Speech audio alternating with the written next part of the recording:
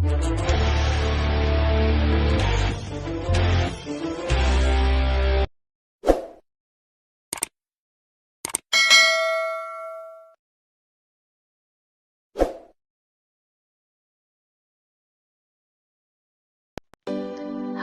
ಎಲ್ರಿಗೂ ನಮಸ್ಕಾರ. ನಾನು ಅನಿತಾ. ವಾಂಗಿಬಾತ್ ಮಾಡೋದು ನೋಡೋಣ ಬನ್ನಿ.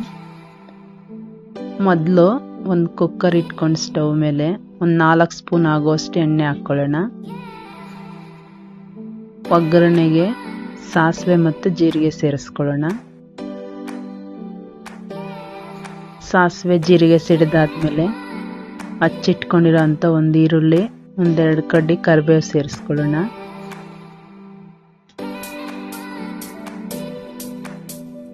ಈರುಳ್ಳಿ 2 ನಿಮಿಷ ಫ್ರೈ ಮಾಡ್ಕೊಳ್ಳೋಣ.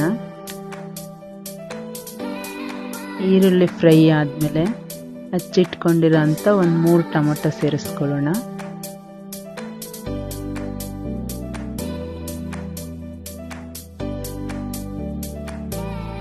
ಟೊಮೊಟೊ ಚೆನ್ನಾಗಿ ಮೆತ್ತಗಾಗೋವರೆಗೂ ಫ್ರೈ ಮಾಡ್ಕೊಳ್ಳೋಣ.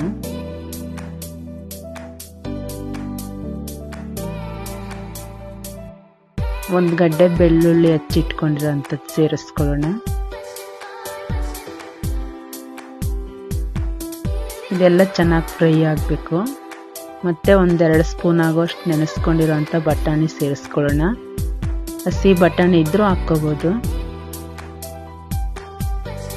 ಮತ್ತು ಸಣ್ಣದಾಗಿ ಉದ್ದಕ್ಕೆ ಹಚ್ಚಿಟ್ಕೊಂಡಿರೋ ಅಂಥ ವಾಂಗಿಬಾತ್ ಬದನೆಕಾಯಿ ಒಂದು 4 ಹಚ್ಚಿಟ್ಕೊಂಡಿರೋದು ಸೇರಿಸ್ಕೊಳ್ಳೋಣ. ಒಗ್ಗರಣೆನೆ ಚೆನ್ನಾಗಿ ಮೆತ್ತಗಾಗೋ ಥರ ಫ್ರೈ ಮಾಡ್ಕೋಬೇಕು. ಅವಾಗ ಕೈ ಆಡಿಸ್ಕೊಂಡು ಚೆನ್ನಾಗಿ ಫ್ರೈ ಮಾಡ್ಕೋಬೇಕು.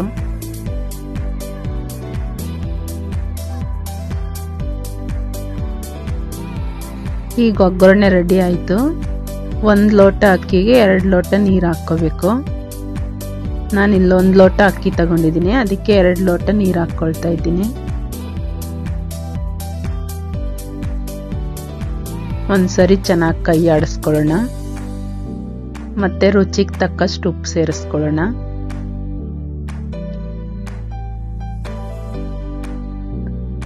ಖಾರಕ್ಕೆ ಎಷ್ಟು ಬೇಕೋ ಅಷ್ಟು ಅಚ್ಚ ಖಾರದ ಪುಡಿ ಸೇರಿಸ್ಕೊಳ್ಳೋಣ.